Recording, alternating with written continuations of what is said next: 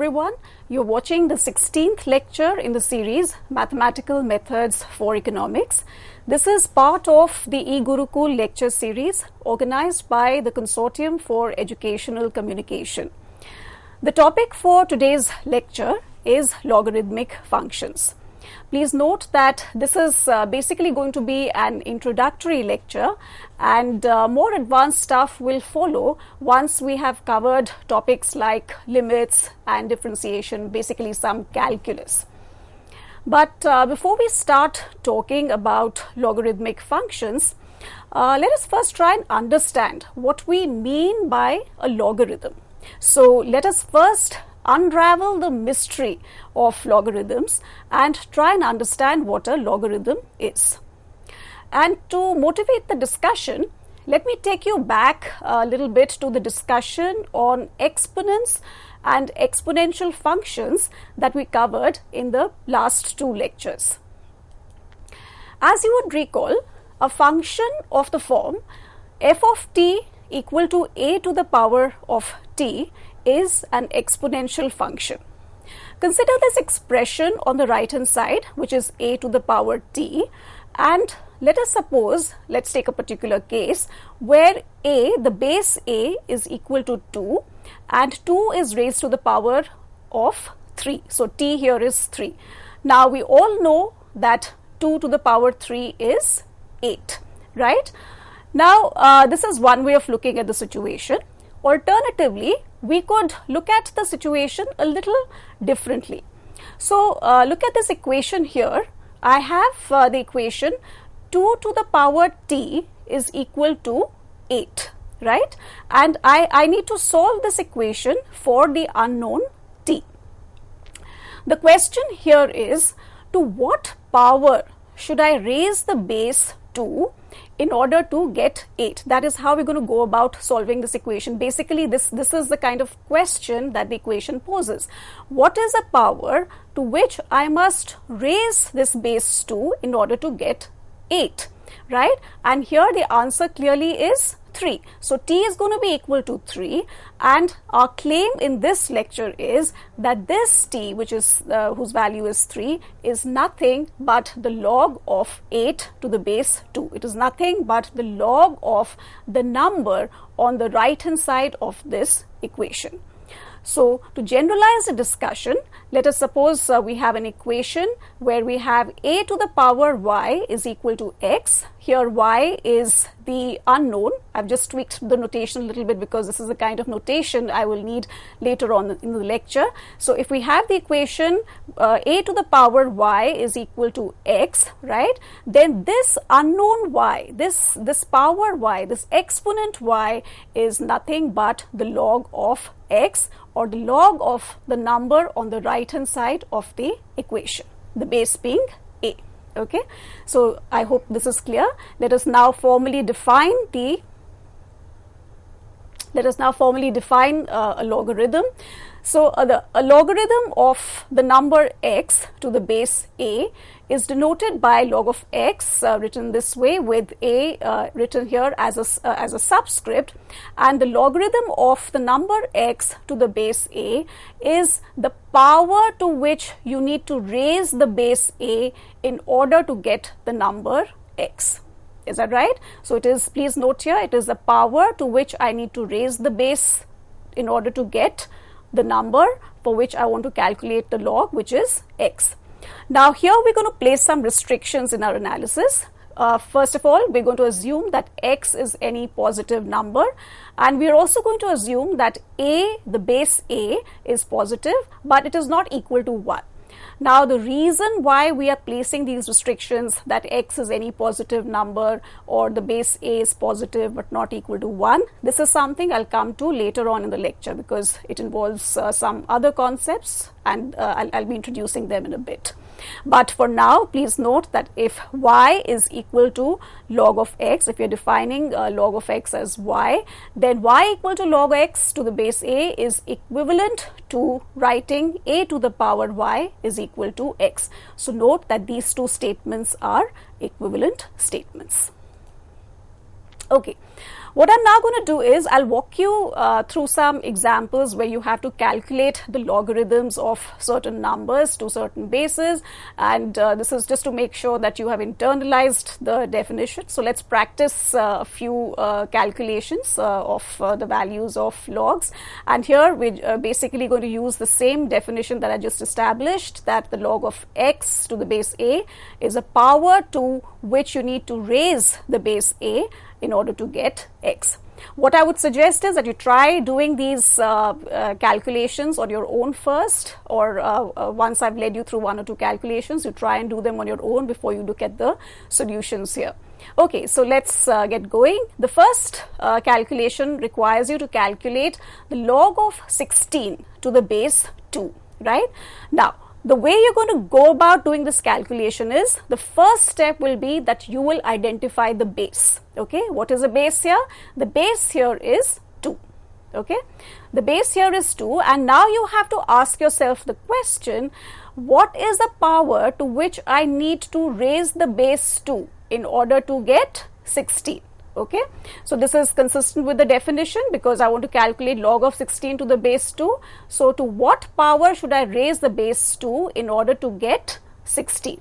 And clearly here the answer is 4, because 2 to the power 4 is 16.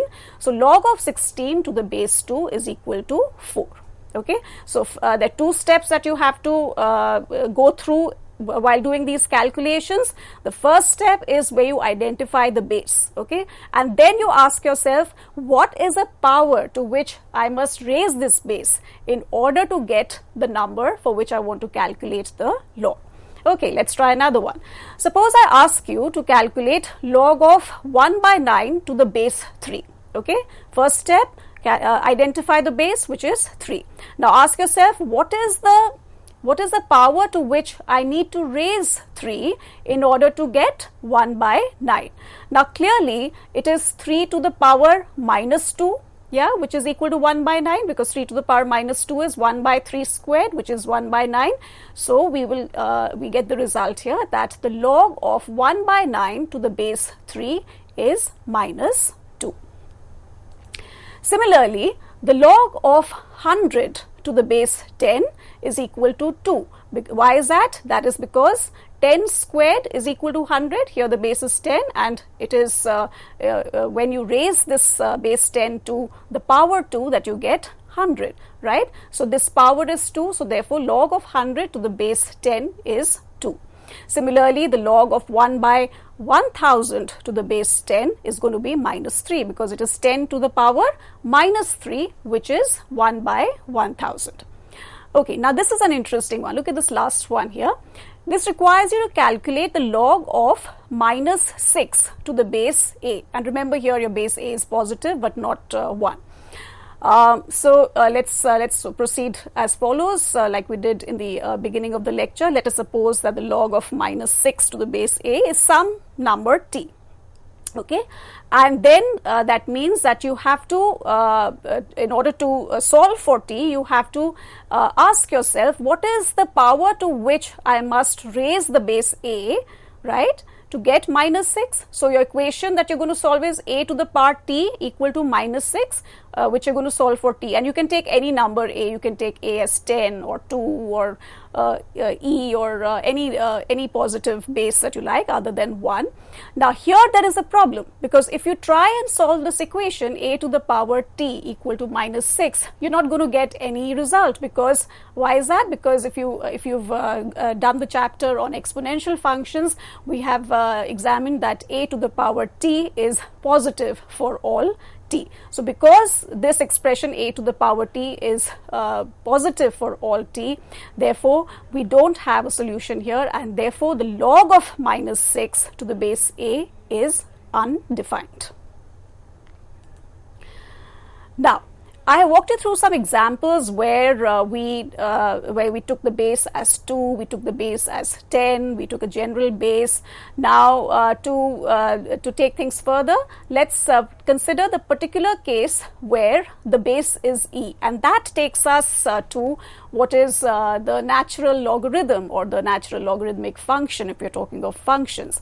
Now note here that when the base is e, okay, so here we're talking of y equal to, please see where my pointer is, we're talking of the calculation of y, which is defined as log of x to the base e. Okay, now this is, if you note how this is written, this is a natural logarithm where the base is e, and this is written as ln x. This means natural log of the number x. This automatically, the moment you write ln x in your sheet or wherever you're writing your stuff, automatically it means that the base is e. Now here I would like to make just caution you, because very often, you know, when students write, when they do calculus or they take logs and they are meaning to take logs to the base e, they typically, you know, they just write log of x, log x, and they forget to write e as a base. So be careful here that if you don't write the base as e, then you know, there are a number of professions where the base, the common base is taken as 10. So for us, for mathematicians, for people who are doing economics or where we're doing calculus, the preferred base is e, and here if you are writing, if you want to convey that you're taking the natural log of x, then either you write ln x, which automatically conveys that the base is e, or if you want to write as things as log x, log x, then please mention the way it's written here on the slide, please mention the base, otherwise things are not clear. So I just personally like the notation ln x, which is just short and crisp. Right, so we were talking about the natural logarithm, and basically here the point is that we are taking the base as e instead of a general base a. E here, as you all know, is the irrational number, which is equal to 2.718 up to 3 decimal places. And just as we defined log of x to the base a, similarly we can define ln x, natural log of x, as the power to which the base e must be raised, because now the base is e. So for any positive number x, ln x is the power to which the base e must be raised in order to get the number x. Again, let's do some examples so that we're able to fix these concepts in your mind. So as I said, the definition of natural log x is the power to which I need to raise the base e in order to get x, and here x is positive. Okay, our first calculation, again try and do these, now I think you should be able to start doing these calculations on your own. So the first calculation requires you to calculate the natural log of e, right? Okay, so the natural log of e would be the power to which I need to raise the base e, okay, in order to get e, and here you can see that e to the power 1 is e, so this power 1 is the natural log of e. Okay, so log of e is equal to 1, and note here that here we are taking the natural log of a number to the same base, natural log of e, the log of e to the base e, and in fact we have the general result that if we take the log of a number to the base which is the same number, so that is to say log of x to the base x, then that calculation, that log value is equal to 1. Let us now look at the next calculation, the natural log of 1. The natural log of 1 is 0. Why is that? Because e to the power 0. The base e is the base here is e, and e to the power 0 is 1, right? So 1 is a number in which we are interested. So because the power to which you need to raise e is 0, so log of 1 is, natural log of 1 is 0. Similarly, the natural log of 1 by e will be minus 1, because e to the power minus 1 is 1 by e.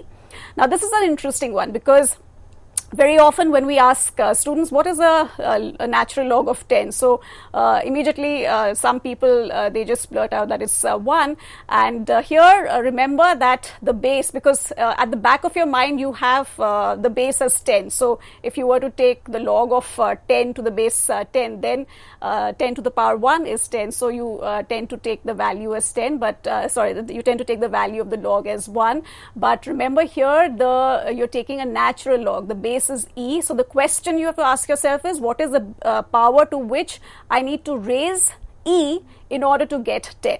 And that power is approximately 2.303. Okay, so a natural log of 10 is approximately 2.303. And finally, we have this calculation where you're asked to calculate the natural log of e cubed, and this is going to be 3 because e to the power 3 is e to the power 3. So this power is going to be 3. Okay, so these points I've already covered in the previous slide, the discussion that I had in the previous slide, which is that the logarithm of 1 to any base is 0, the logarithm of any number to the same base, the same number, is unity. Okay.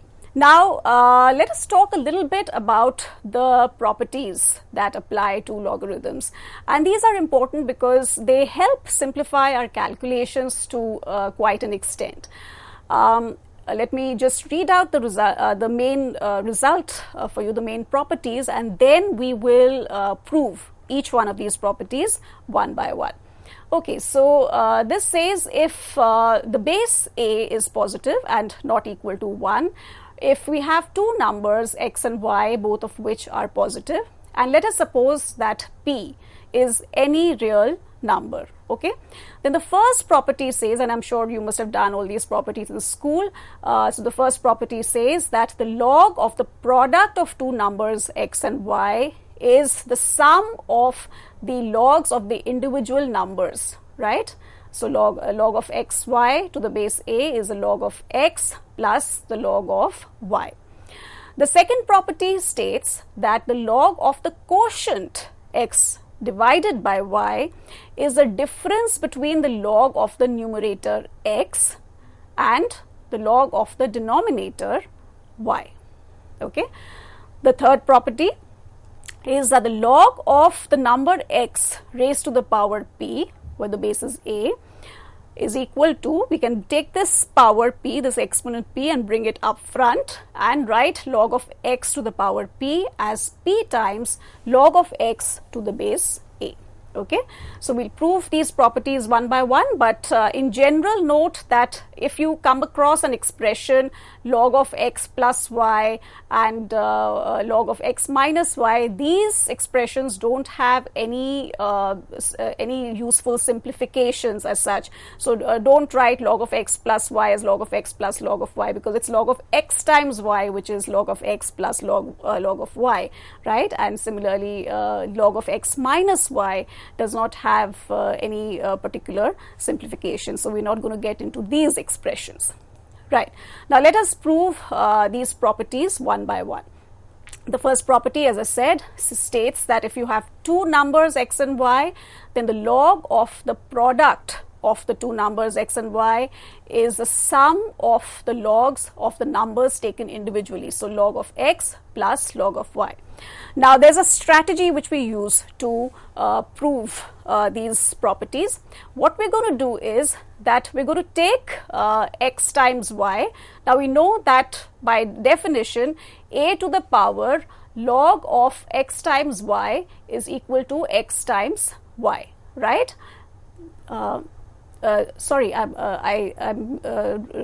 my pointer is on the previous step. So, okay. So, what we're going to do is we're going to write the number x times y as a to the power log x times y. We're going to write the number x as a to the power log x, and we're going to write the number y as a to the power log y. This is as per the definition that we established in the beginning of the lecture. Okay, now the strategy here is that we start with this number xy, which we've written as a to the power log xy, right? And because x and y individually can be written as a to the power log x and y can be written as a to the power log y, this then becomes, because here you have a common base, you can add up the exponents. So this becomes a to the power log x plus log y. Now we know that if we have an equation where the base is the same on both sides, then we can equate the exponents. So if we have a to the power u equal to a to the power v, that implies u is equal to v. So that is to say the log of x times y is equal to the log of x plus the log of y. Okay. The second property if we look at the second property, this is saying that the log of x by y is log of x minus log of y. Okay, again what we're going to do is we'll write x as a to the power log x, y as a to the power log y, and x by y as a to the power log x by y. Okay, now a to the power log x by y is equal to x by y. Okay, and individually we can substitute for x and y as a to the power log x and a to the power log y, which then becomes a to the power log x minus log y. Okay, and this then implies, again by equating the exponents, because the base is the same, we get log of x by y is equal to log of x minus log of y. Okay, and the final property is that the log of x to the power p is equal to p times log of x to the base a, where p is any real number. Again we will make some substitutions. So basically x, the number x to the power p, can be written as a to the power log x to the power p. Okay, now x individually can be written as a to the power log x. Okay, so x to the power p becomes equal to a to the power log x, the whole thing to the power p, and we know that whenever we take the calculation a to the power x to the power y, that's nothing but a to the power xy. So here we just multiply the exponents and we get the result that a to the power log x to the power p is equal to a to the power p times log x.